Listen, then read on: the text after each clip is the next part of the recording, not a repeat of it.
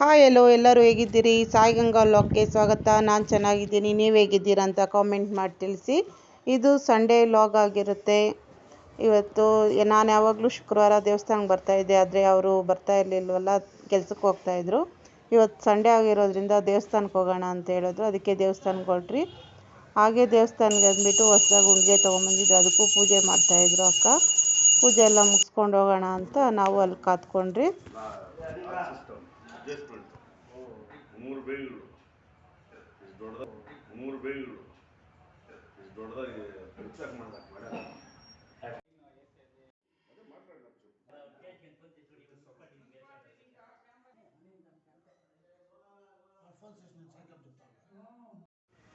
ಹಾಗೆ ಅಲ್ಲಿ ಮುನೇಶ್ವರನ ದೇವಸ್ಥಾನ ಇದೆಯಲ್ಲ, ಅಲ್ಲೂ ನಮಸ್ಕಾರ ಹಾಕ್ಕೊಂಡು ಬಂದ್ರಿ. ಹಾಯ್ ಎಲ್ಲೋ ಎಲ್ಲರೂ ಹೇಗಿದ್ದೀರಿ? ಇವತ್ತು ಸಂಡೇ ಸ್ಪೆಷಲ್ ನಮ್ಮ ಮನೆಯಲ್ಲಿ ಇವತ್ತು ಕೀಮಾ ಬಿರಿಯಾನಿ ಮಾಡ್ತಾಯಿದ್ದೀನಿ. ಅದು ಇವಾಗ ಹೇಗೆ ಮಾಡೋದಂತ ನಿಮಗೂ ತೋರಿಸ್ತೀನಿ, ನಿಮ್ಮ ಜೊತೆ ಶೇರ್ ಮಾಡ್ಕೊತೀನಿ, ಬನ್ನಿ. ಹಾಯ್, ಈಗ ನೋಡಿ, ಇದು ಬಂದು ಶುಂಠಿ, ಬೆಳ್ಳುಳ್ಳಿ ಮತ್ತು ಪುದೀನ, ಹಸಿಮೆಣಸಿನ್ಕಾಯಿ ಇವು ನಾಲ್ಕನ್ನು ಪೇಸ್ಟ್ ಮಾಡಿಟ್ಕೊಂಡಿದ್ದೀನಿ. ನಾನಿಲ್ಲಿ ಒಂದು ಈರುಳ್ಳಿ, ದಪ್ಪ ಈರುಳ್ಳಿ ಒಂದನ್ನು ಪೇಸ್ಟ್ ಮಾಡಿಟ್ಕೊಂಡಿದ್ದೀನಿ, ಮತ್ತು ಟೊಮಾಟೊ ಒಂದು 3, ಈರುಳ್ಳಿ ಒಂದೆರಡು. ನಾನು ಸ್ಪೈಸಸ್ ಎಲ್ಲ ಪುಡಿ ಮಾಡಿಕ್ಕಿದ್ದೀನಿ, ಹಂಗೆ ಹಾಕ್ತಾಯಿಲ್ಲ. ಇದರಲ್ಲಿ ಚಕ್ಕೆ, ಲವಂಗ, ಅನಾನಸು, ಕಲ್ಲುವ್ವು ಮತ್ತು ಸೋಂಪು, ಏಲಕ್ಕಿ ಇಷ್ಟನ್ನು ಕುಟ್ಟಿ ಪುಡಿ ಮಾಡ್ಕೊಂಡಿದ್ದೀನಿ. ನಮ್ಮ ಮನೇಲಿ ಮಕ್ಕಳು ಹಾಗೆ ಸ್ಪೈಸ್ ತಿನ್ನೋದಿಲ್ಲ, ಬಾಯಿಗೆ ಸಿಕ್ಕಿದ್ರೆ ತಿನ್ನೋದಿಲ್ಲ, ಅದಕ್ಕೋಸ್ಕರ ನಾನು ಪುಡಿ ಮಾಡಿ ಇಟ್ಕೊಂಡಿದ್ದೀನಿ. ಇದು ಬಂದು ಮೆಂತ್ಯ ಸೊಪ್ಪು ಸ್ವಲ್ಪ ತೊಗೊಂಡಿದ್ದೀನಿ ಅಷ್ಟೇ, ಒಂದಿಷ್ಟು. ಇದು ಬಂದು 1 kg ಕೀಮಾ, ಅಂದರೆ ಕೈಮಾ ಒಡಿಸಿಟ್ಕೊಂಡಿದ್ದೀನಿ. ಇವತ್ತು ಕೈಮಾ ಬಿರಿಯಾನಿ ಮಾಡ್ತಾಯಿದ್ದೀನಲ್ಲ, ಅದಕ್ಕೋಸ್ಕರ ಕೈಮಾ ಒಡಿಸ್ಕೊಂಬಂದಿದ್ದೀನಿ. ಇವು ಪೀಸ್ ಮಾತ್ರ, MK ಮಾತ್ರ ಇದೆ, ಅದು ಸೈಡಲ್ಲಿ ಹಾಕ್ತೀನಿ. ಮತ್ತು ಇದು 3/4 kg ಅಕ್ಕಿ. ನಾನು 1 kg ಕೈಮಾಗೆ 3/4 kg ರೈಸ್ ಹಾಕ್ತಾಯಿದ್ದೀನಿ ಅಷ್ಟೇ, ನೆನೆಸಿಟ್ಕೊಂಡಿದ್ದೀನಿ. ಬನ್ನಿ ಇವಾಗ ಹೆಂಗೆ ಮಾಡೋದು ಅಂತ ತೋರಿಸ್ಕೊಡ್ತೀನಿ. ನೋಡಿ, ಈಗ ಪಾತ್ರೆಯಲ್ಲಿ ಎಣ್ಣೆ ಹಾಕ್ಕೊತಾ ಇದ್ದೀನಿ. ಇಲ್ಲಿ 1 kg ಬಿರಿಯಾನಿಗೆ ಒಂದು 50 ಗ್ರಾಮ್ ಎಣ್ಣೆ ಹಾಕ್ಕೊತೀನಿ ಅಷ್ಟೇ. 50 ಗ್ರಾಮು ಬೇಕಾಗಿಲ್ಲ, ಯಾಕಂದರೆ ಮಟನ್ ಬಿರಿಯಾನಿ ಮಾಡೋದ್ರಿಂದ ಎಣ್ಣೆ ಸ್ವಲ್ಪ ಕಮ್ಮಿನೇ ಹಾಕ್ಕೊಳ್ಳಿ. ನಾನು ನೋಡಿ ಫಸ್ಟೇ ಈರುಳ್ಳಿ ಹಾಕ್ಕೊತಾ ಇದ್ದೀನಿ. ಇದು ಫ್ರೈ ಆಗಲಿ. ನಾನು ಚಕ್ಕೆ ಲವಂಗ ಎಲ್ಲ ಹಾಗೆ ಹಾಕ್ಕೊತಿಲ್ಲ, ಪುಡಿ ಮಾಡ್ಕೊಂಡಿದ್ದೀನಲ್ಲ, ಅದಕ್ಕೋಸ್ಕರ ಈರುಳ್ಳಿನೇ ಫಸ್ಟ್ ಹಾಕ್ಕೊತಾ ಇದ್ದೀನಿ. ಚೆನ್ನಾಗಿ ಫ್ರೈ ಆಗಲಿ. ಇದು ಫ್ರೈ ಆಗ್ತಾಯಿದೆ ಚೆನ್ನಾಗಿ. ಸ್ಪೈಸಸ್ಸು ಒಬ್ಬರು ಮಕ್ಕಳಿರ್ತಾರೆ, ಮಕ್ಕಳಿಗೆ ಬಾಯಿಗೆ ಸಿಗ್ತಾ ಇರ್ತದೆ, ಒಬ್ಬೊಬ್ರಿಗೆ ಇಷ್ಟ ಆಗಲ್ಲ, ದೊಡ್ಡವರು ಇರ್ತಾರೆ, ಅದಕ್ಕೋಸ್ಕರ ನಾನು ಹಂಗೆ ಹಾಕ್ಕೊಂಡಿಲ್ಲ. ಚಕ್ಕೆ ಲವಂಗ ಎಲ್ಲ ಹಾಕ್ಕೊಳೋರು ಬೇಕಾದರೆ ಹಂಗೆ ಹಾಕ್ಕೊಬೋದು, ನಾನು ಹಾಕ್ಕೊಂಡಿಲ್ಲ, ಎಲ್ಲ ಕುಟ್ಟಿಟ್ಕೊಂಡಿದ್ದೀನಿ. ನೋಡಿ, ಈಗ ಈರುಳ್ಳಿ ಎಲ್ಲ ಚೆನ್ನಾಗಿ ಫ್ರೈ ಆಗಿದೆ. ಇದು ಶುಂಠಿ, ಬೆಳ್ಳುಳ್ಳಿ ಮತ್ತು ಪುದೀನ, ಹಸಿಮೆಣಸಿನ್ಕಾಯಿ 4 ಚೆನ್ನಾಗಿ ರುಬ್ಕೊಂಡು, ಈಗ ಇದನ್ನು ಫ್ರೈ ಮಾಡ್ಕೊಂಡೋಣ. ಚೆನ್ನಾಗಿ ರುಬ್ಕೊಂಡು ಫ್ರೈ ಮಾಡ್ಕೊತಾ ಇದ್ದೀನಿ. ನೀವು ಬೇಕಾದರೆ ಹಂಗೆ ಹಾಕ್ಬೋದು, ನಾನು ಇದನ್ನೆಲ್ಲ ಪೇಸ್ಟ್ ಮಾಡ್ಕೊಂಡಿದ್ದೀನಿ. ಇದು ಚೆನ್ನಾಗಿ ಹಸಿ ವಾಸನೆ ಎಲ್ಲ ಹೋಗಲಿ, ಅಷ್ಟು ಹುರಿಯೋಣ. ನಿಮಗೆ ಗ್ರೀನ್ ಕಲರಲ್ಲಿ ಬೇಕಂದರೆ ಬಿರಿಯಾನಿ ಈ ಥರ ಪೇಸ್ಟ್ ಮಾಡ್ಕೊಬೇಕು. ಗ್ರೀನ್ ಕಲರ್ ಬೇಡ ಅಂತಂದರೆ ಪುದೀನ, ಹಸಿಮೆಣಸಿನ್ಕಾಯಿ ಎಲ್ಲ ಕೊಯ್ಕೊಬೇಕು. ಶುಂಠಿ ಬೆಳ್ಳುಳ್ಳಿ ಪೇಸ್ಟ್ ಮಾತ್ರ ಹಾಕಿ, ಕೊತ್ತಂಬರಿ ಸೊಪ್ಪು, ಪುದೀನ, ಹಸಿಮೆಣಸಿನ್ಕಾಯಿ ಈಗ ಫ್ರೈ ಮಾಡೋವಾಗ ಹಾಕಬೇಕು.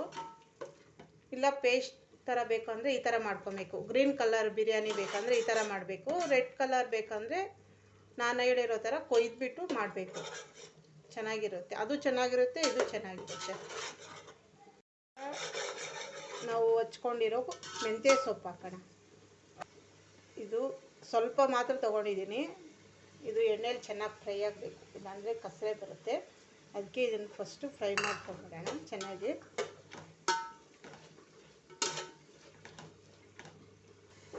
ಇವಾಗ ಇದೆಲ್ಲ ಚೆನ್ನಾಗಿ ಹುರ್ಕೊಂಡಿದ್ದೀರಿ. ಈಗ ನಾನು ರುಬ್ಕೊಂಡಿರೋಂಥ ಈರುಳ್ಳಿ ಪೇಸ್ಟ್ ಹಾಕ್ತಾಯಿದ್ದೀನಿ. ಇದು ಬೇಕಂದರೆ ಹಾಕ್ಕೊಬೋದು, ಇಲ್ಲಾಂದರೆ ಬೇಡ. ಗ್ರೇವಿ ಜಾಸ್ತಿ ಬೇಕಂದರೆ ಈರುಳ್ಳಿ ಪೇಸ್ಟ್ ಮಾಡ್ಕೊಬೇಕು. ಗ್ರೇವಿ ಏನು ಬೇಡ, ಸಿಂಪಲ್ಲಾಗಿರಲಿ ಅಂದರೆ ಏನು ಹಾಕ್ಕೊಬೇಡಿ. ನಂಗೆ ಗ್ರೇವಿ ಚೆನ್ನಾಗಿರಬೇಕು ಬಿರಿಯಾನಿಯಲ್ಲಿ, ಅದಕ್ಕೋಸ್ಕರ ನಾನು ಈರುಳ್ಳಿ ಪೇಸ್ಟ್ ಮಾಡ್ಕೊಂಡಿದ್ದೀನಿ. ಇದನ್ನು ಚೆನ್ನಾಗಿ ಹುರ್ಕೊಳ್ಳೋಣ. ಬಿರಿಯಾನಿ ಮಾಡಬೇಕಾದ್ರೆ ಒಂದು ಬಿಸಿನೀರನ್ನ ಚೆನ್ನಾಗಿ ಕಾಯಿಸ್ಕೊಂಡಿರಬೇಕು. ಅಕ್ಕಿನ ನೆನೆಸ್ಕೊಂಡಿದ್ರೆ ಬಿರಿಯಾನಿನೂ ಬೇಗ ಆಗುತ್ತೆ, ಟೇಸ್ಟು ಚೆನ್ನಾಗಿರುತ್ತೆ, ಬೇಗನೂ ಮಾಡ್ಬೋದು ಬಿರಿಯಾನಿನ. ಅದಕ್ಕೋಸ್ಕರ ನಾನು ಬಿಸಿನೀರು ಕಾಯಿಸ್ಕೊಂಡಿದ್ದೀನಿ, ಅಕ್ಕಿ ನೆನೆಸ್ಕೊಂಡಿದ್ದೀನಿ. ಇಲ್ಲಿ ನಾನು 4 ಟೊಮಾಟೊ ತೊಗೊಂಡಿದ್ದೀನಿ. ಟೊಮಾಟೊ ತಿನ್ನೋರು ಇನ್ನೂ ಹಾಕ್ಕೊಬೋದು, ಕಮ್ಮಿ ತಿನ್ನೋರು 2 ಟೊಮಾಟೊ ಹಾಕ್ಕೊಂಡ್ರೆ ಸಾಕು. ಈಗ ಟೊಮಾಟೊ ಎಲ್ಲ ಚೆನ್ನಾಗಿ ಬೆಂದಿದೆ. ಈಗ ನಾನಿಲ್ಲಿ 1 kg ಕೈಮಾ ಹೊಡೆದಿರೋದು ಹಾಕ್ಕೊತಾ ಇದ್ದೀನಿ. ಚೆನ್ನಾಗಿ ತೊಳೆದು ಹಾಕ್ಕೊಬೇಕು.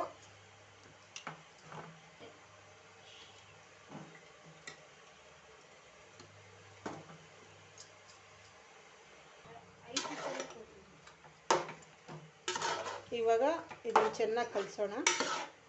ಇವಾಗ ಇದು ಬೇಯ್ತಾ ಇದ್ದಂಗೆ ರುಚಿಗೆ ತಕ್ಕಷ್ಟು ಉಪ್ಪು ಹಾಕ್ಕೊಂಡ್ಬಿಡೋಣ. ನಾನಿಲ್ಲಿ 2 ಸ್ಪೂನ್ ಹಾಕ್ತೀನಿ, ನೋಡಿಕೊಂಡು ಹಾಕ್ಕೊಳ್ರಿ. ನೀವು ಎಷ್ಟು ಮಾಡ್ತೀರೋ ಅಷ್ಟಕ್ಕೆ.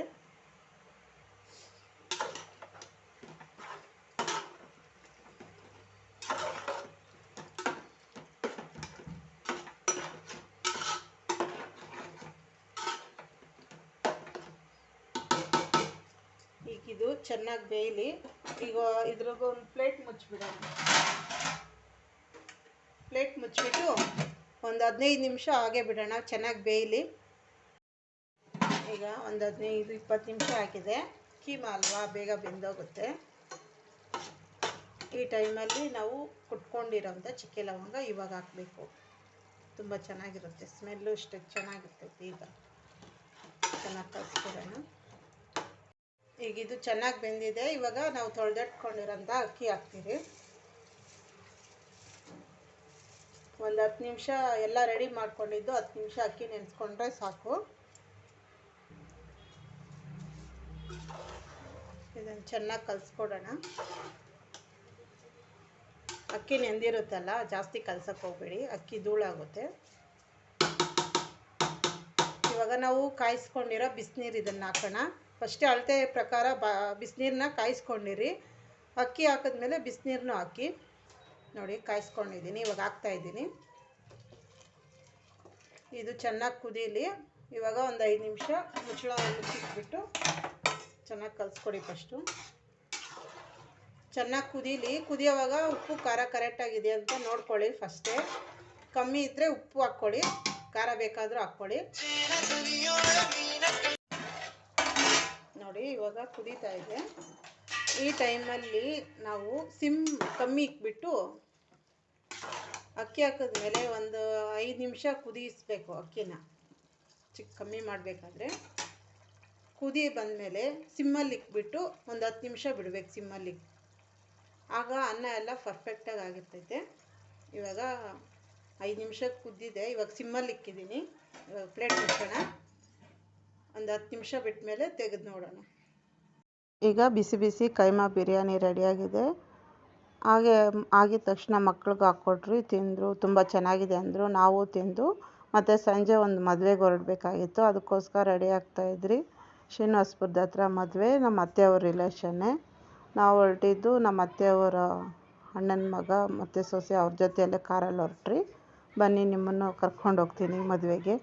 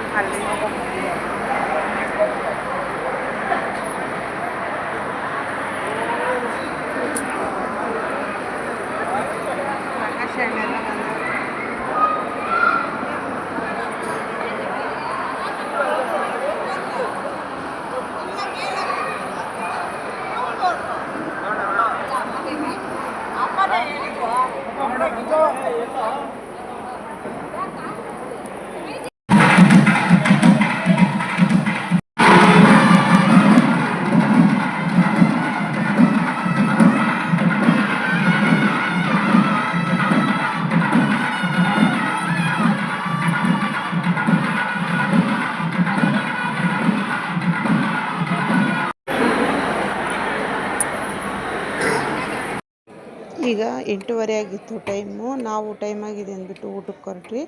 ನಾವು ಊಟ ಮುಗಿಸ್ಕೊಂಡು ಮದುವೆ ಎಲ್ಲ ಮುಗಿಸ್ಕೊಂಡು ಬರೋಷ್ಟರಲ್ಲಿ 9 ಗಂಟೆ 9:30 ಆಗಿತ್ತು.